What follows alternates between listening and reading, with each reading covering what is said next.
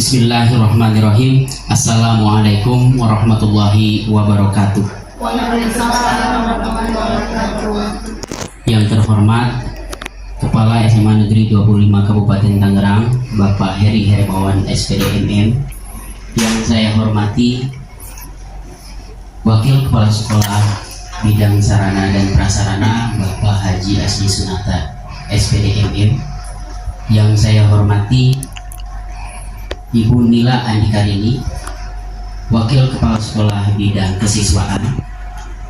Yang saya hormati Ibu Nur Hasanah selaku CGP pada kegiatan aksi nyata diseminasi budaya positif. Kemudian yang saya hormati pula Bapak Ibu Dewan Guru beserta staf tata usaha yang hari ini meluangkan waktu untuk bersama-sama mengikuti diseminasi budaya positif. Pertama-tama marilah kita panjatkan puji syukur kehadirat Allah Subhanahu wa Ta'ala, karena atas berkat nikmatnya pada hari ini kita bisa berkumpul. Selawat serta salam semoga selalu tercurah kepada Nabi kita yakni Nabi Muhammad Sallallahu Alaihi Wasallam. Baik Bapak Ibu, saya sebagai pembawa acara akan membacakan susunan acara pada kegiatan diseminasi budaya positif yang akan sebagai bukti aksi nyata yang akan disampaikan oleh Ibu Nur Hasanah sebagai salah satu bentuk tugas ya sebagai CGP. Baik, acara yang pertama yaitu pembukaan, acara yang kedua sambutan dari Bapak Kepala Sekolah, acara yang ketiga materi, dan acara yang keempat atau yang terakhir adalah penutup. Untuk mempersingkat acara, marilah kita buka acara kita pada pagi hari ini dengan bersama-sama membaca basmalah. Bismillahirrahmanirrahim. Berikut acara selanjutnya yaitu sambutan dari Bapak Kepala Sekolah. Kepada Bapak Heri Hermawan SPD MM kami persilakan.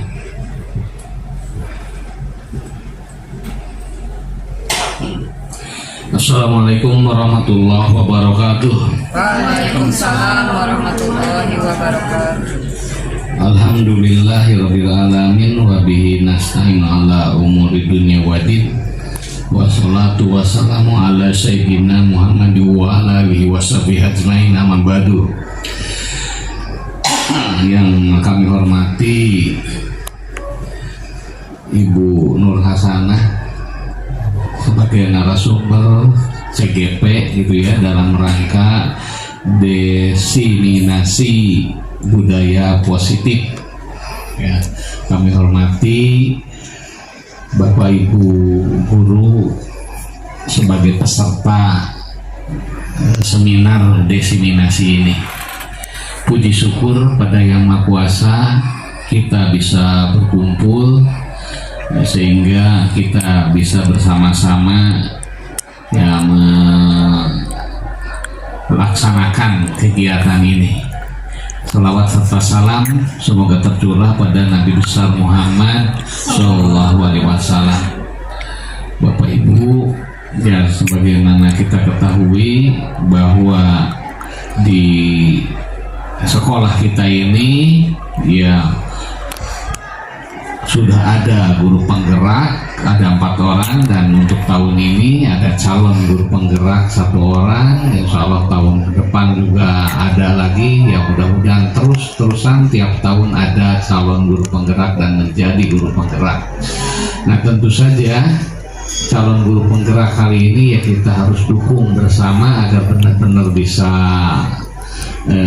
berhasil ya menjadi guru penggerak. Nah, dalam rangka diseminasi ya budaya positif ini ya kita bisa bersama-sama ya mengikuti kegiatan ini dan kita bisa berdiskusi bersama barangkali ya agar benar-benar tercipta budaya positif di SMA Negeri 25 Kabupaten Karang ini, dan kita harus berusaha agar makin banyak budaya-budaya positif yang bisa dilaksanakan di SMA 25 ini agar SMA 25 bisa terus berkembang ya, semakin berkembang, semakin maju, semakin berkualitas.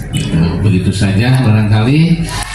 Ya, mudah-mudahan kegiatan ini bisa terlaksana, bisa berjalan dengan lancar.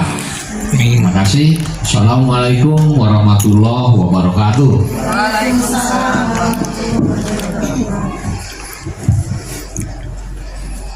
Terima kasih atas sambutan yang telah disampaikan oleh Bapak Kepala Sekolah. Mudah-mudahan dari sambutan yang telah disampaikan kita bisa mengambil intisarinya. Meningkat acara yang selanjutnya yaitu materi diseminasi budaya positif yang akan disampaikan oleh Ibu Nur Hasanah, calon guru penggerak angkatan 9.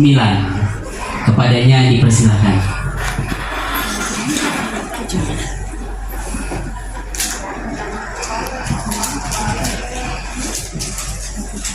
Ya, mohon izin Bapak. Assalamualaikum warahmatullahi wabarakatuh. Waalaikumsalam warahmatullahi wabarakatuh. Bismillahirrahmanirrahim. Alhamdulillahilladzi qad awjada lil ilmi khairan mahtada maksud bihalahu bi antum fil ihtida. Yang terhormat Bapak Kepala Sekolah SMA Negeri 25 Kabupaten Tangerang, Bapak Heri Hermawan SPDMM. Yang saya hormati Bapak Haji Asdi Sunata selaku Wakasek Bidang Sarana Prasarana, Bapak Haji Asdi Sunata SPDMM. Yang saya hormati Ibu Nila Andikarini SPDMIKO selaku Wakil Kepala Sekolah Bidang Kesiswaan, Bapak Ibu Wali Kelas, Bapak Ibu BK serta staf tenaga kependidikan. Yang tidak lupa, yang tidak bisa saya sebutkan satu persatu, yang sangat saya banggakan. Terima kasih saya ucapkan sebesar-besarnya karena Bapak dan Ibu sudah meluangkan waktu hadir di acara diseminasi seminar budaya positif sebagai tugas di modul 1.4 aksi nyata. Baiklah, sebelum kita ke materi, supaya tidak tegang, kita ice breaking dulu. Kita ice breaking, Pak Haji boleh ikut, boleh enggak? Bapak boleh ikut. Menyaksikan anak buahnya aja ya, Pak. Oke, sekarang berdiri. Berdiri di tempatnya masing-masing nggak apa-apa? Apa berdiri aja Pak Haji? Oh iya, boleh. Berdiri di tempatnya masing-masing. Nanti kalau Bapak dan Ibu mendengar kata Eli, nah tangannya begini dulu, dua-duanya telunjuknya. Kanan kiri. Boleh kanan, boleh kiri, dua-duanya. Nah nanti kalau dengar kata Eli, pegang telunjuk temennya, ambil. Nah,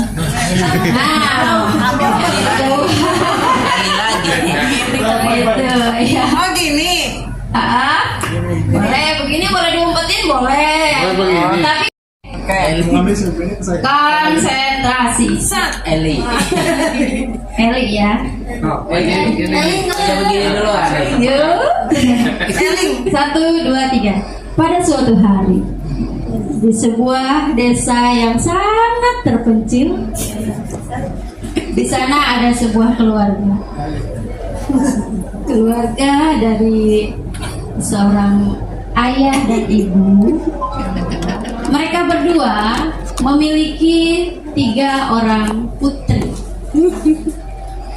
Yang pertama, putrinya bernama Ella.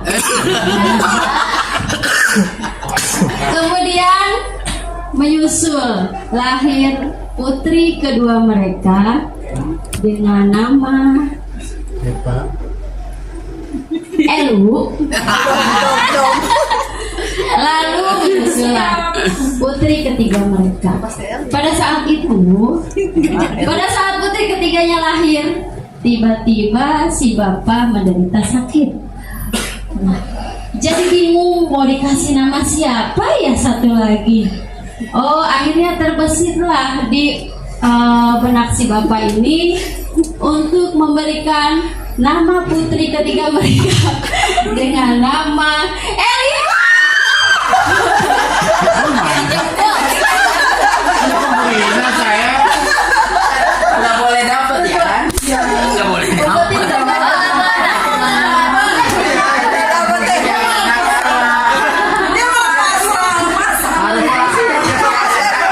Harus dapet gitu. Iya. Kemudian keesokan harinya Eli Baru nggak dapet tuh. Pak Haji bingung. Pak Haji nggak relate. Keesokan harinya Eli berangkat ke sekolah. Ceritanya sudah bertahun-tahun berlalu. Eli berangkat ke sekolah bareng dengan kakaknya si Ella. Nah, setelah pulang ke sekolah, si Eli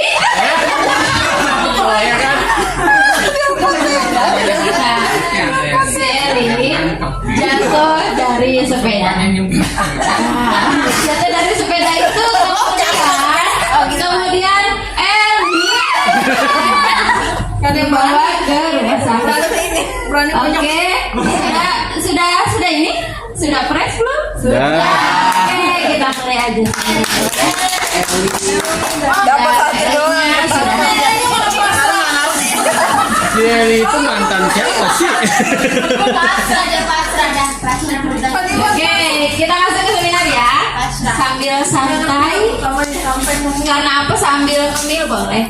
Karena kita seminarnya budaya positif. Ini bukan hal yang pertama di SMA Negeri 25. Karena sudah ini yang ketiga kalinya ya.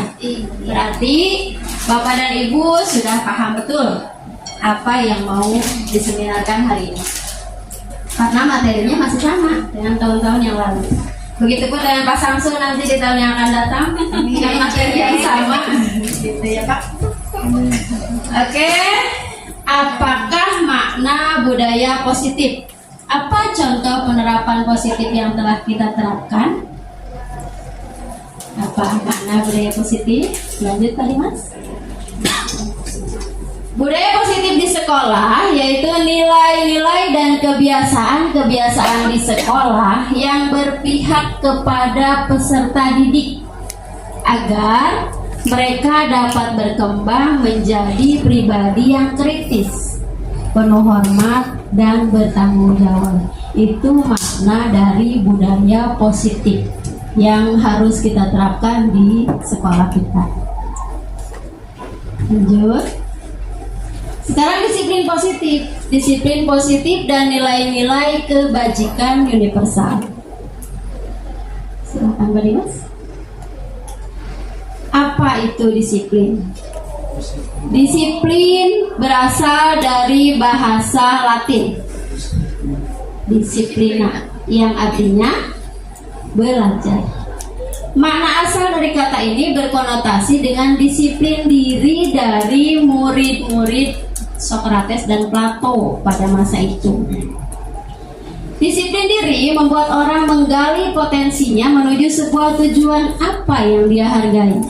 Yang ketiga, namun dalam budaya kita, makna kata disiplin telah berubah menjadi sesuatu yang dilakukan seseorang pada orang lain untuk mendapatkan kepatuhan.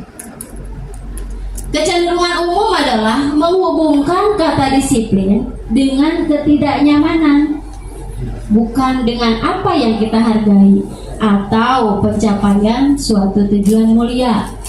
Jadi kalau kamu harus disiplin, jadi disiplin itu di benak mereka itu harus patuh gitu.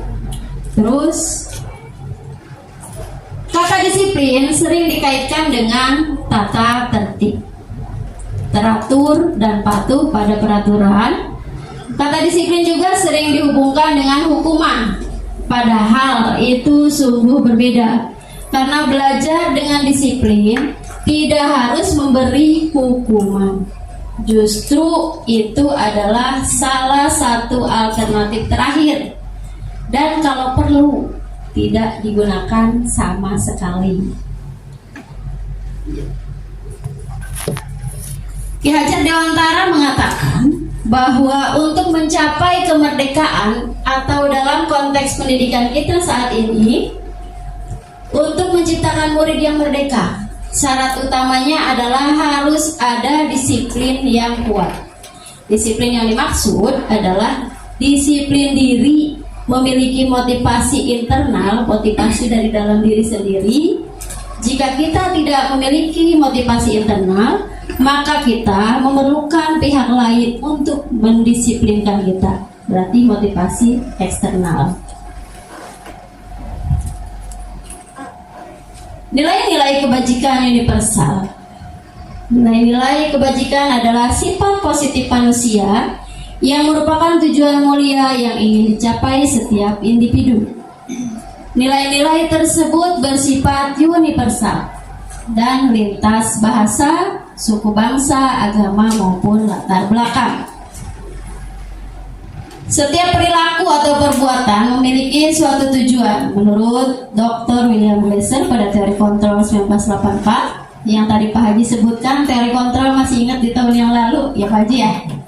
Dengan mengaitkan nilai-nilai kebajikan yang diyakini seseorang, maka motivasi intrinsiknya akan terbangun, sehingga menggerakkan motivasi dari dalam untuk mencapai tujuan mulia yang diinginkan. Nilai-nilai kebajikan yang ingin dicapai oleh setiap anak Indonesia kita kenal dengan profil pelajar Pancasila.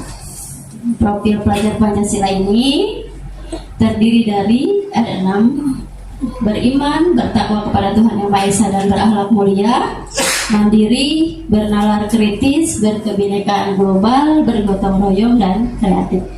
Untuk guru penggerak yang sudah jadi guru penggerak, C-nya hilang, udah hafal benar ya, udah melotok Burina ya. Lanjut Pak Dimas. Sekarang ke 5 kebutuhan dasar manusia. Ada 5 kebutuhan dasar manusia. Yang pertama survival, 2 power, freedom, belonging, dan fun. Apa itu? Nah, jadi 5 kebutuhan dasar manusia itu yang pertama adalah kebutuhan untuk bertahan hidup, survival. Yang kedua, kebutuhan cinta dan kasih sayang, iya. Yang ketiga, kebebasan. Keempat, kesenangan. Yang kelima, kekuasaan, power. Kebutuhan pengakuan atas kemampuan. Nah, itu kebutuhan kita ya, 5 kebutuhan. Lanjut Pak Dimas. Nih Pak Haji, 5 posisi kontrol. Yang ke-1, 5 posisi kontrol itu: 1 sebagai penghukum, membuat orang merasa bersalah, sebagai teman, sebagai pemantau, dan sebagai manajer. Ini 5 posisi kontrol. Lanjut. Apa nih? Nah, sekarang posisi penghukum. Masih ingat kan ya videonya ya? Oke, Linda. Naren, sini kamu. Selamat pagi Bu. Terlalu terlambat. Kamu deh, pasti terlambat. Maaf Bu, saya Apa? Apa coba? Alasan kamu apa lagi? Kapan sih kamu tidak terlambat? Malas sekali ya kamu jadi anak. saya Dasar pemalas. Gak kapok-kapok sih kamu. Sudah berapa kali terlambat? Sana, kamu keliling lapangan basket 2 kali. kenapa saya harus ke lapangan basket Bu? Kenapa? Kamu melawan ibu. Berani-beraninya jawab. Sudah terlambat, masih berani jawab pula. Sekarang, keliling lapangan basket 5 kali sekalian. Biar kapok. Cepat. Pergi sana ke lapangan basket.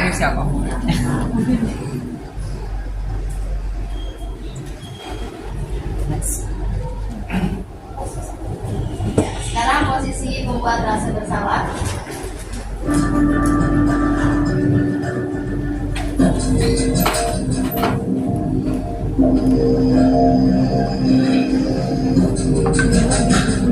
Gua piket. Naren,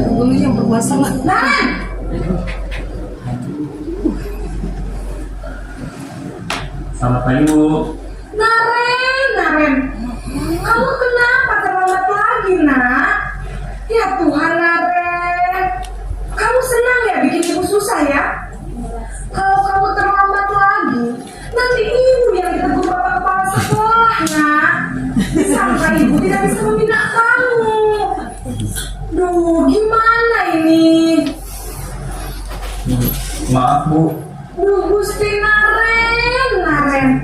Kamu suka ya kalau ibu tegur bapak kepala sekolah? Terus, sekarang ibu harus tulis apa yang di buku absen? Ini kamu sudah sering terlambat loh. Ibu harus apa coba? maaf Bu, maaf sekali. Ya sudah, lain kali jangan bikin ibu susah lagi ya nak ya. Ibu tidak akan kuat lagi kalau kamu begini terus. Bisa jantungan kalau ibu tegur bapak kepala sekolah. Maaf ya Bu, maaf sekali. Maafnya sampai panjang. Nah, posisi kontrol yang ketiga. Posisi sebagai teman. Damai ini.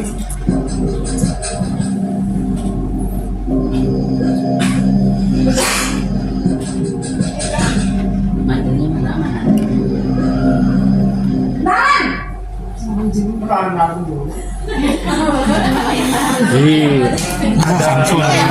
Ada kalimat yang membedakan. sudah jam berapa ini nak?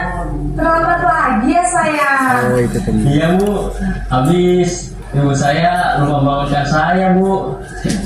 Kamu malah menyalahkan ibu kamu. Kamu bukannya anak yang larinya paling kencang. Kok terlambat sih? Iya Bu, saya memang terlambat bangun tadi. Jadi biarpun saya lari kencang, tetap gak kesenjar Bu. Ya sudah sana. Nanti lagi cari larinya lebih kencang lagi ya. Biar gak terlambat lagi. Bikin senang ibu. Demi ibu. Bisa kan? Bisa lah Bu. Jangan bersama sekolah. Gimana sih urusan absen kamu? Kamu ini ada-ada saja. Gitu ya. Mana di Iya, sekarang posisi pemantau. Kita tipe yang mana ya gitu ya? Ya, keadaannya ya gitu ya. Kita tipe yang mana gitu? Ngaren lagi ya.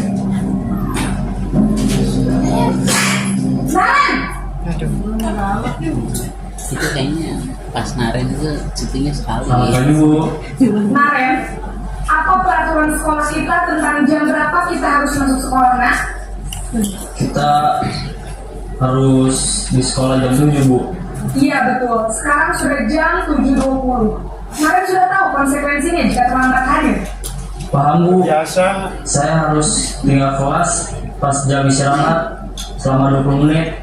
Iya benar, konsekuensinya demikian. Jadi nanti jam 9.30 pas istirahat, kamu harus tinggal di kelas, kerjakan tugas tambahan untuk ketertinggalan kamu ya. Baik Bu. Satu lagi posisi sebagai manajer.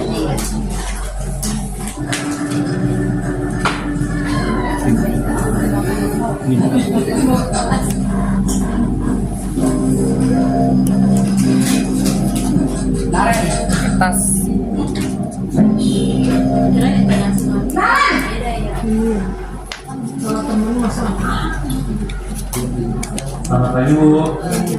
Selamat pagi Naren. Maaf Bu, saya terlambat. Iya, sekolah masuknya jam 7, sekarang sudah jam 7.20. Jadi sekarang bagaimana ya Naren? Maaf Bu, saya lupa setel alarm saya semalam. Baiklah, menurut kamu, keyakinan sekolah yang mana yang perlu kamu tingkatkan? Menghargai diri sendiri dan orang lain mungkin ya Bu. Setuju. Jadi, apakah Naren meyakini prinsip saling menghormati tersebut? Iya Bu, saya meyakininya. Apakah Naren bersedia memperbaiki masalah keterlambatan ini? Bersedia Bu. Bagaimana kamu akan perbaiki masalah keterlambatan ini? Saya akan coba untuk tidak lupa menyetel alarm saya Bu. Baik, kalau Naren lupa menyetel alarm di rumah, ada orang yang kira-kira bisa bantu mengingatkan tidak? Ada Bu, kata saya, Kak Emma. Ada lagi selain Kak Emma? Selain Kak Emma, ada ibu saya. Baik, jadi yang mengingatkan Naren adalah Kak Emma dan ibu kamu ya? Kira-kira akan mulai setel alarm kapan nih Naren? Setelah pulang sekolah, akan segera saya lakukan. Baik, jadi Naren akan setel alarm untuk bangun besok pagi dan akan diingatkan oleh kakak dan ibunda Naren ya. Ada lagi yang mungkin perlu dilakukan Naren agar tidak terlambat bangun lagi. Tidak ada Bu. Baik Naren, terima. Oke, videonya dari 5 posisi kontrol ke 5-5-nya sudah diputar. Boleh saya tanya Bapak dan Ibu? Nah, iya. Bapak Haji Asdi, kira-kira Pak Haji itu dari kelima posisi kontrol itu yang dominan ada dalam diri Pak Haji yang mana Pak Haji? Kira-kira yang mana nih? Yang penghukum atau yang teman atau manajer? Oh iya. Kira-kira kira-kira yang mana Pak Haji? Saya gimana ya?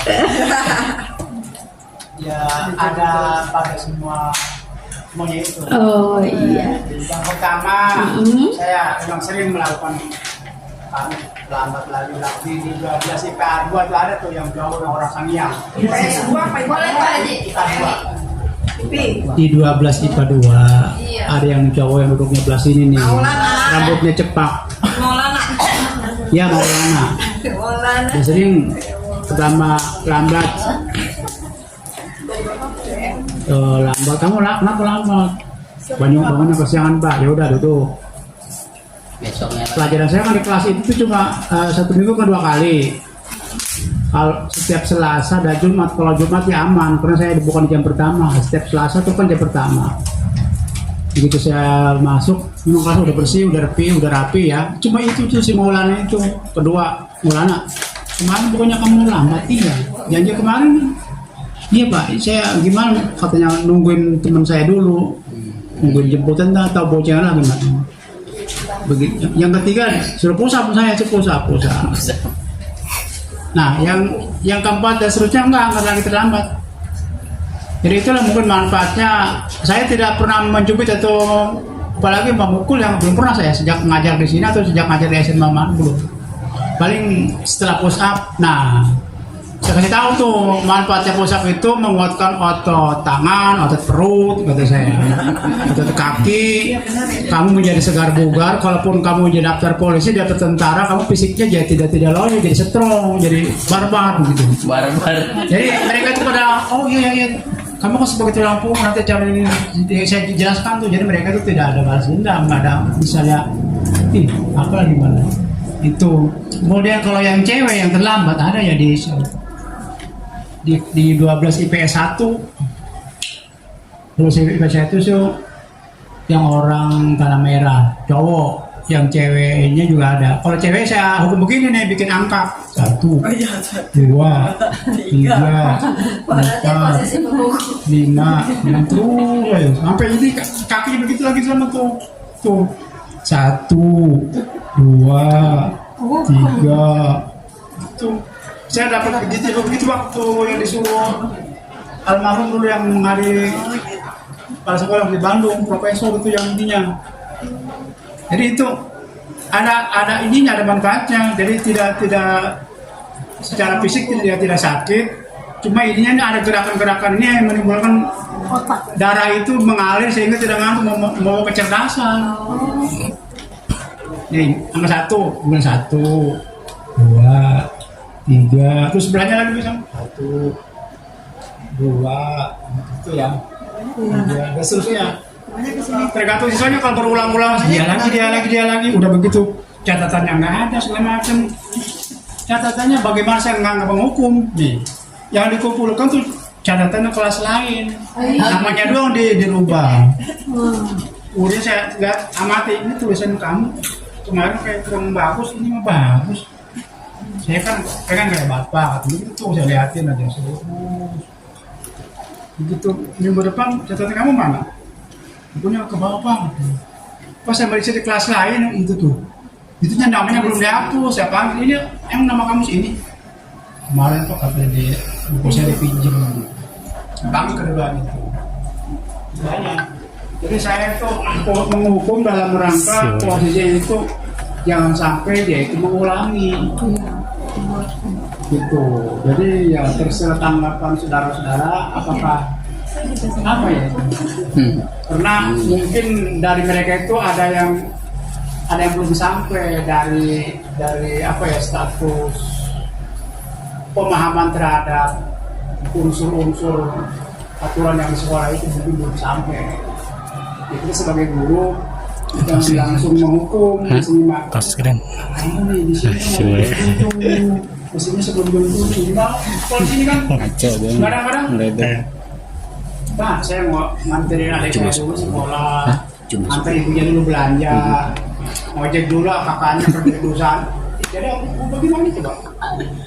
Kadang-kadang saya diam aja. Kalau udah lah, baca aja 3 kali. Itu yang dari saya ya. Itu saja mungkin ada tambah dari yang lain supaya ada inspirasi dalam seminar ini. 3. Iya, gitu. Oke, assalamualaikum warahmatullahi wabarakatuh. Waalaikumsalam. Silakan Bismillah. Kira-kira posisi Bismillah dari 5 posisi kontra ini yang lebih dari mana? Bismillah.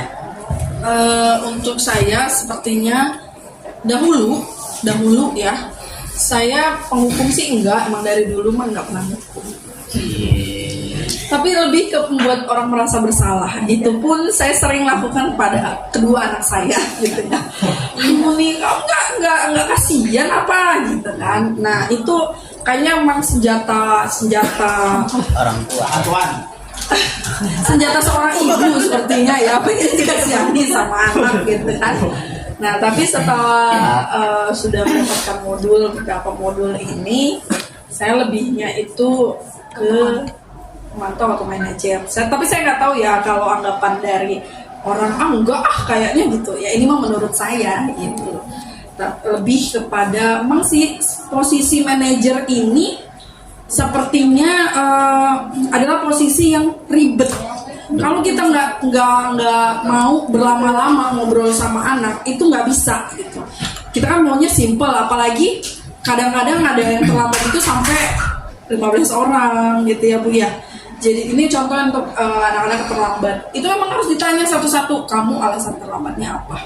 Nah kadang ini agak memakan waktu gitu. Oh iya Bu, saya ada yang bannya bocor, ada kadang memang terlambat gitu.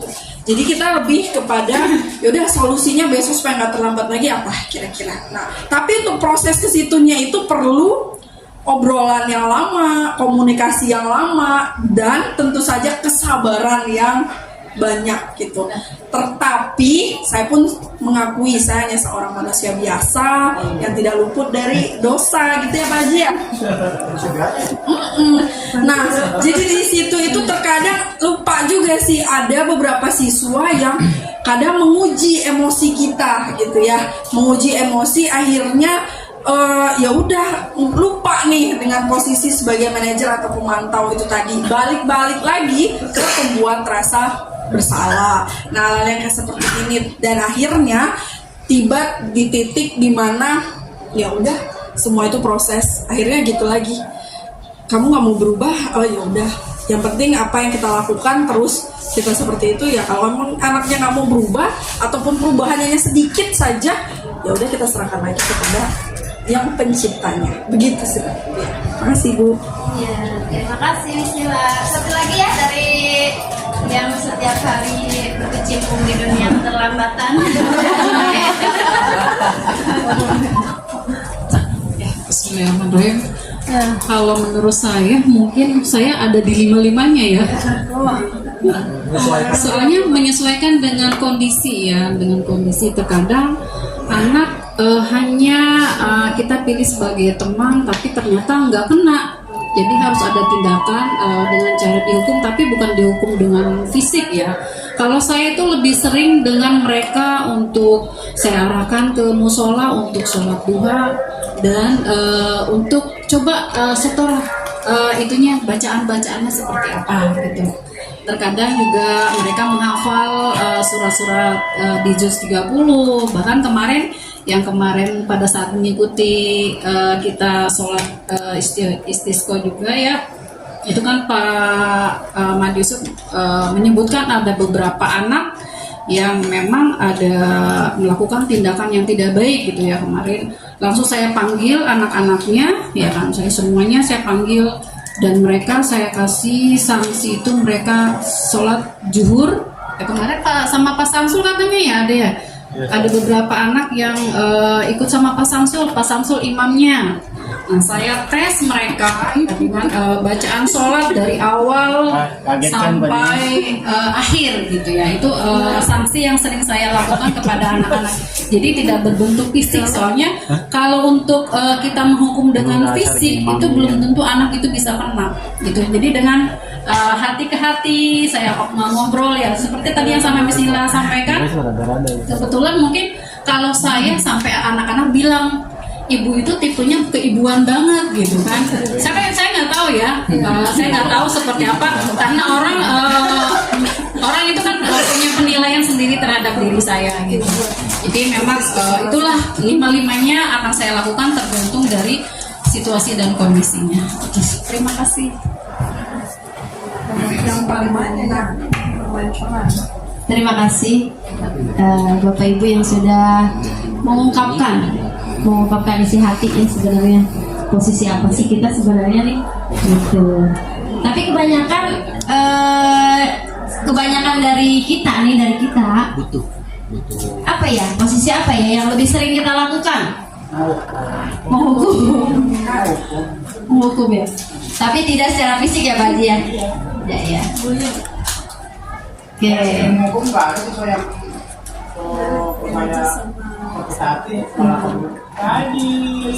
Iya. Oke. Bisa kita lanjut? Oke. Sekarang keyakinan kelas.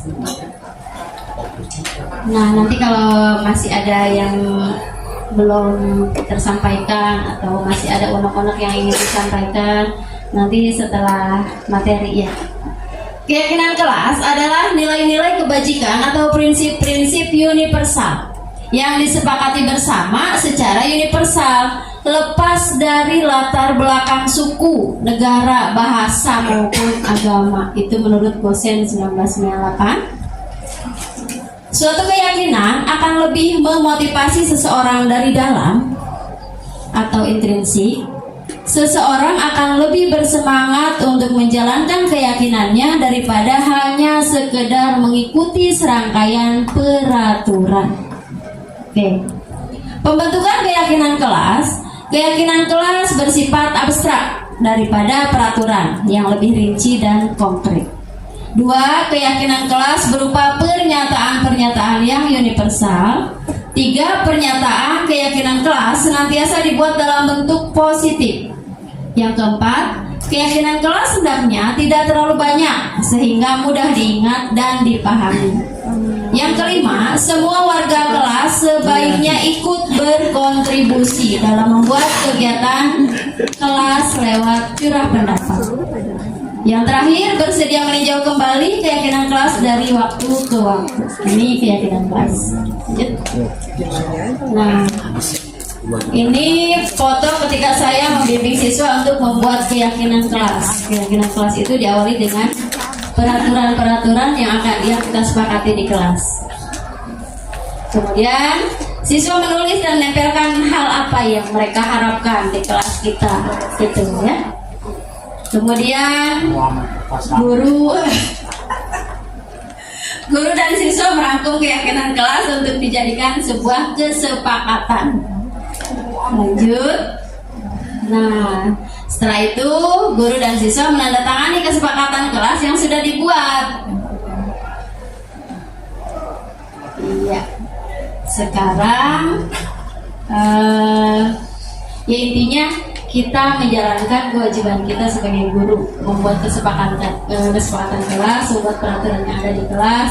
Entah itu dilaksanakan sebaik-baiknya atau tidak, kembali ke mereka masing-masing. Emang agak susah sih ya, agak susah, kata Pak Haji. Bener kelasnya itu kan peraturan ditempel di papan tulis gede, tetap aja itu anaknya melongo aja kalau ditanya. Pak Haji, itu kan udah ada kata tertib, tidak boleh, ya sepatu kan tidak boleh. betul. Masih banyak katanya, tidak apa ini mau baca. Tapi sebenarnya kesepakatan itu kita bersama-sama loh. Mereka yang usulin, tapi mereka yang melanggar juga. Ya apalah daya Pak Haji ya. Nah, kita kembali kalau peraturan itu misalnya selalu kembalikan buku ke tempatnya. Kalau sudah masuk ke bentuk keyakinan kelas, itu dimasukkan ke sisi positif, artinya tanggung jawab. Dilarang mengganggu orang lain, berarti nilai positifnya menghormati orang lain dan diri sendiri.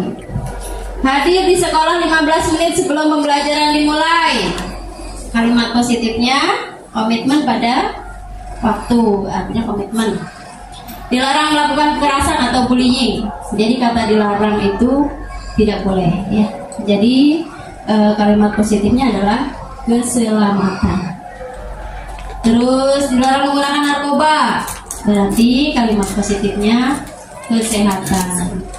Bergantian atau menunggu giliran, menghormati orang lain. Gunakan masker, kesehatan. Gunakan helm, berarti keselamatan. Jangan berlari-lari di kelas, berarti keselamatan. Itu bedanya peraturan dengan keyakinan. Oke lah. Nah, segitiga restitusi. Cara menangani siswa yang bermasalah, yang terlambat ataupun yang tidur di kelas, menurut pendidikan yang diajarkan di guru penggerak itu menggunakan segitiga restitusi.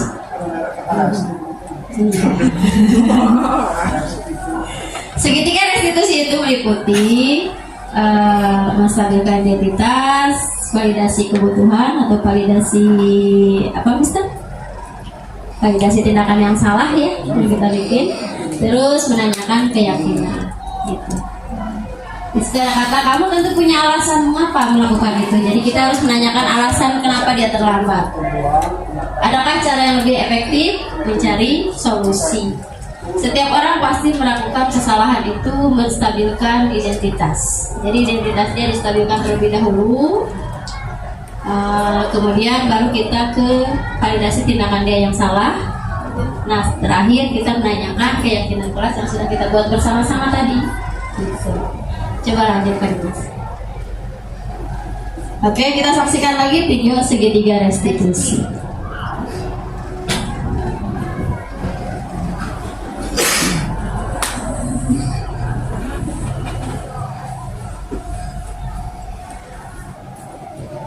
Sarah. Sudah lama nggak ketemu Sarah? Kenapa hari ini ada di sini? Kesel Pak, kesel banget. Masa aku dikatain soal fitnah Pak? Ya aku marah lah. Aku udah dikatain Eka di depan kelas. Kesel banget. Oh begitu. Ya pasti kamu marah dan kesal. Bapak juga akan marah apabila ada yang menuduh Bapak seperti itu. Kemudian pada saat itu kamu mau melakukan apa? Ya saya langsung ngatain Eka lah Pak. Kesel banget. Saya bentak-bentak dia di depan teman-teman lain. Oh begitu. Pasti kamu melakukan seperti itu karena suatu alasan tertentu bukan? Iyalah, masa saya diam saja Pak? Ya saya bela diri lah. Masa saya dituduh tukang fitnah? Ya wajar lah. Pesen apa? Mempertahankan harga diri Yang itu dada. sesuatu yang penting buat kamu. Untung kamu tidak lebih gegabah lagi, hanya membentak-bentak. Iya Pak. Untung saya masih bersabar dan hanya membentak saja. Udah gemes padahal. Saya pasti bela diri lah. Ya pasti ya. Tapi kamu memilih untuk tetap bertahan dan bersabar. Kamu memilih untuk tidak berbuat lebih parah lagi kan? Iya. Nah, sekarang coba kita lihat lagi tindakan kamu yang bentak-bentak Eka di kelas. Tindakan kamu itu kira-kira sesuai dengan keyakinan kelas atau prinsip kamu tidak? Enggak lah Pak. Capek Pak jadi pemarah. Jadi keyakinan atau prinsip mana yang kurang sesuai dengan keinginan kamu? Ya, saya sebenarnya sangat menghargai orang lain. Mungkin saat itu saya menjadi emosi, jadi tidak menunjukkan sikap itu. Kamu meyakini tidak menghargai orang lain itu penting buat kamu? Yakinlah Pak. Iya, setuju. Kita harus saling menghargai. Namun ada juga keyakinan yang kita sepakati yang perlu kita jalankan apabila kita sedang marah, kan? Ya, saya bisa lebih proaktif, mulai dengan diri sendiri. Saya bisa jadi lebih bersabar, mengambil waktu jeda untuk berpikir mau apa selanjutnya. Kira-kira kamu bersedia memperbaiki masalah ini tidak? Bersedia Pak. Kalau kamu memperbaiki masalah ini, kamu akan menjadi orang seperti apa? Saya akan menjadi orang yang bertanggung jawab kali ya Pak. Dan senantiasa proaktif. Iya, menurut kamu bagaimana rasanya menjadi orang seperti itu? Ya nyaman lah, bangga bisa bersabar dan menahan diri. Baiklah kalau begitu. Yuk kita pikirkan bagaimana memperbaiki masalah ini. Iya, ini adalah contoh video ketika kita menangani sebuah kasus dari anak-anak didik kita menggunakan segitiga restitusi. Kalau saja Bu Haji Mae sebagai guru BK melakukan segitiga restitusi seperti ini dari satu pasien, kayaknya nggak pulang-pulang di sekolah. Pasiennya banyak ya. Satu pasien itu berapa menit nih untuk wawancara, validasi dulu tindakan apa yang salah, tanyakan dulu keyakinannya, apa yang akan dia lakukan setelah ini. Ya itu kan tidak bisa secara berbarengan ya, harus sendiri-sendiri karena berbeda dengan kasus teman-temannya. Nah dari segitiga restitusi ini ada 3 tindakan yang harus kita lakukan ketika kita menangani sebuah kasus mengenai seorang siswa yang bermasalah. Kira-kira Bu Rina sama Mr. Darno bisa nggak memberikan contoh menangani kasus ketika ada siswa yang tidur di dalam kelas nih dengan menggunakan praktek segitiga restitusi? Silakan Pak Darno. Pak Darno. Tidak sopan misalnya Oh. Boleh siswa yang tidak sopan atau siswa yang tidur di kelas nih? Tidur di kelas. Mr. Darno. Oh iya, Mr. Darno sama Bu Rina di depan aja deh. Di sini. Ya. Bagaimana penerapan segitiga restitusi kepada siswa yang tidur di dalam kelas saat pembelajaran? Ya, silakan Ibu. Ya, terima kasih, mohon izin Bapak. Terima kasih Bapak Ibu, terima kasih Bu Narasana. Jadi penerapan segitiga restitusi untuk siswa yang tidur di kelas memang sering ya kita alami gitu ya ketika kita ngajar anak-anak ada yang tidur di kelas, apalagi kalau udah jam-jam rawan tuh ya, kalau udah lewat dari istirahat kedua biasanya. Nah, yang saya tanyakan pertama memang kenapa tidur di kelas gitu kan, ngantuk Bu gitu kan, semalam saya tidurnya kemalaman Bu. Kenapa kemalaman? Biasanya main HP tuh anak-anak jawabnya, main games Bu. Ini Bu Rina, Saudara jadi muridnya. Ada aja gurunya. Langsung praktek ya. Oke ya. Di mana kita nih? Sini. Di sini ya. Di sini Mister. Istilah situ. Muridnya dari sana dulu, Pak. Pas masuk. Oh iya. Ada saya tidur. Gini Mister gini. Tidurnya ini mah pokoknya di lantai ini banyak. Pakai tiket. Banyak. Jangan banyak. Ini beneran. Assalamualaikum, selamat pagi anak-anak. Pagi. Kak, siapa ini ya? Oh iya udah biarin dia pada ini ya, pada ngantuk ya. Coba kita lihat dulu ya. Selamat pagi, assalamualaikum. Udah siang, sahur. Oh iya, kenapa ini Darno? Darno tidur ya? Enggak Bu. Oh enggak, kenapa? Merem doang sebentar. Oh iya. Kenapa nih? Ngantuk apa emang belum tidur apa bete, bosen? Ngantuk Bu. Oh ngantuk. Kenapa ngantuk? Semalam tidur jam berapa Darno?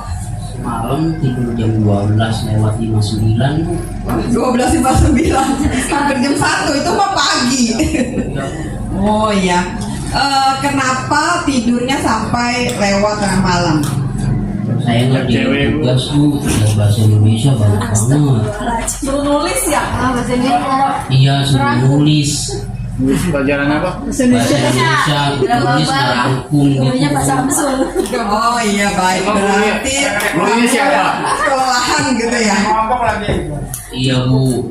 Terus lagi habis ngerjain bahasa Indonesia kerja kelompok Bu. Oh gitu, sampai malam itu. Iya sampai malam. Bahasa Indonesia juga ya? Oh jadi kamu kelelahan karena banyak tugas gitu sampai malam. Selain mengerjakan tugas, apa lagi yang dikerjakan? Ya habis ngerjain tugas kan capek Bu ya. Jadi refreshing, jadi saya lihat TikTok. Oh lihat TikTok. Ini waktunya lebih banyak lihat TikToknya apa ngerjain tugasnya nih? Ngerjain tugas Bu, kan tugasnya ada 2. Kalau TikTok 1 Bu. Oh iya baik ya. Ibu juga kadang-kadang begitu ya, ngerjain tugasnya cuma 30 menit tapi cek-cek di HP-nya itu bisa lebih dari 1 jam gitu ya. Kadang-kadang suka lupa diri ya kalau udah lihat HP, makanya tuh HP harus dijauhkan ya kalau ada tugas ya. Iya Bu. Ya oke baik. Jadi gini, sekarang ketika kamu tidur di kelas, nah menurut kamu itu apa yang dirasakan sama kamu? Apakah kamu rugi atau biasa aja atau merasa bersalah atau bagaimana? Ya sebenarnya rugi Bu, karena kan harusnya saya belajar, kemudian apa ya Bu? Ya apa ketinggalan pelajaran gitu ya? Iya Bu, jadi kalau saya tidur saya bisa ketinggalan pelajaran, jadi saya nggak ngerti apa yang dijelasin oleh ibu. Oh gitu, oke baik. Nah kira-kira nih cara apa yang bisa kamu lakukan agar tidak terjadi lagi seperti itu? Bisa nggak kamu mengatur waktu agar tugas selesai tapi tidur sesuai waktunya dan di kelas tidak ngantuk? Gimana coba? Mungkin minta kali Bu ke guru jangan ngasih tugas Bu. Oh gitu ya? Oh minta ke guru jangan ngasih tugas terlalu banyak gitu. Oke, bagaimana cara kamu menyampaikannya ke guru tersebut? Ya sampein aja Bu, jangan banyak-banyak tugasnya gitu. Oh gitu, oke baik. Kapan nih rencananya mau bilangnya? Ya nanti pas ada pelajarannya Bu. Oh gitu. Oke, baik. Jadi pertama menyampaikan saran kepada guru agar tugasnya tuh jangan terlalu berat gitu ya. Oke, ada lagi yang bisa dilakukan? Ya sama seperti yang Ibu sampaikan, bahwa saya harus bisa memanage waktu. Jadi ketika memang sudah diberikan tugas, saya harus mengerjakan sesuai dengan waktunya, jangan menunda-nunda tugas. Itu sih. Ya, oke, baik. Ada nggak keyakinan kelas yang kamu ingat nih? Kita tuh harus seperti apa sih gitu? Menghargai diri sendiri, Bu. Ya, menghargai diri sendiri. Ada lagi? Menghargai waktu. Menghargai waktu. Ada lagi? Ya, menghargai teman, menghargai selamat. Ya, menghargai guru gitu ya, menghargai teman, betul sekali. Nah, dari rencana yang tadi kamu akan lakukan, yang mau memberi saran, kemudian mau memanage waktu, ada nggak pihak yang bisa membantu kamu gitu? Mungkin saya minta motivasi ke wali kelas Bu, supaya atau nanti saya juga minta kata-kata yang bagus buat memberikan saran ke guru yang ngasih tugasnya banyak Bu, biar nanti saya nggak salah ucapan, biar nggak nyinggung guru tersebut. Oke, baik. Bagaimana perasaannya sekarang?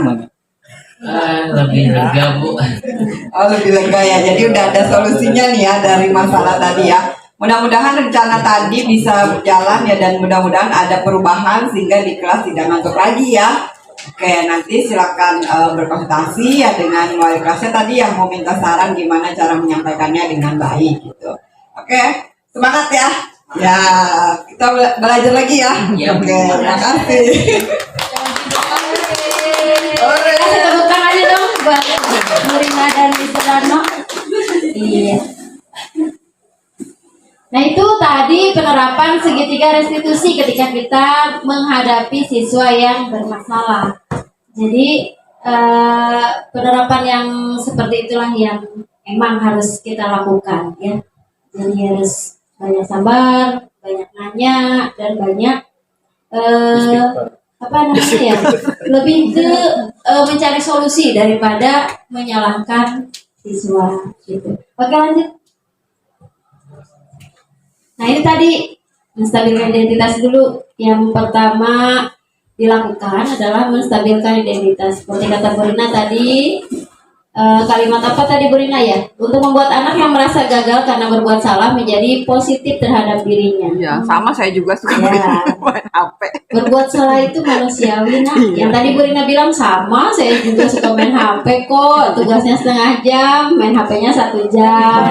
Nah gitu, jadi itu validasi tindakan yang salah. Menstabilkan identitas dulu.